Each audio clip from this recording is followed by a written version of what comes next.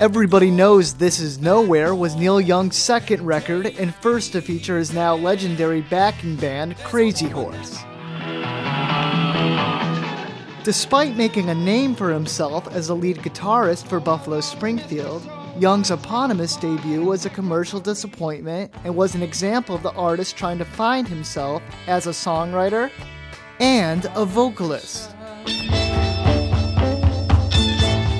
Around the same time, a five-piece band from California called the Rockets was also watching its career go nowhere.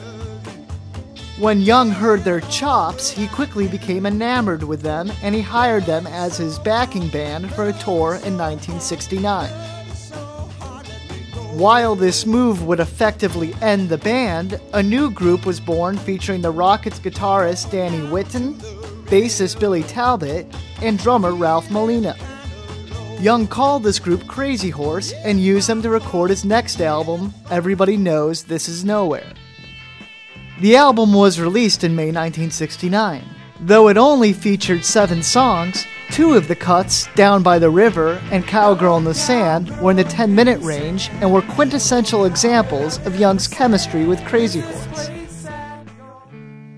Elements of the origins of Crazy Horse were apparent in Running Dry, which was subtitled as Requiem for the Rockets and featured the former Rockets violinist, Bobby Notkoff.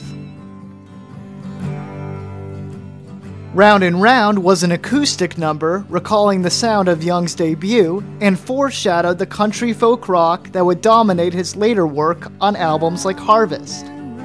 The song featured vocalist Robin Lane, who would later make a name for herself with a minor hit single as a new wave artist.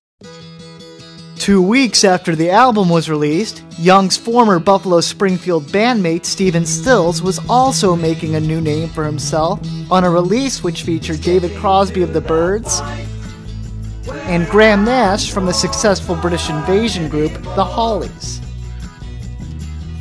Featuring harmonies rivaled only by the Beach Boys and the Beatles, Crosby, Stills, and Nash wouldn't remain a trio for very long.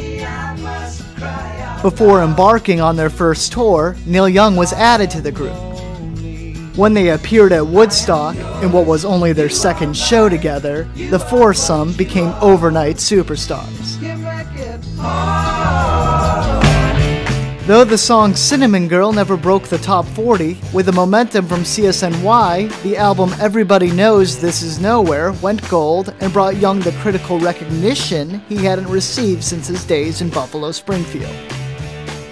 The album, which has now sold more than 1 million records, is considered a true classic of its era and is now ranked number 208 on Rolling Stone's list of 500 greatest albums of all time. One listen will make the reasons why instantly obvious. For Jamie Does Music, Jamie Leslie.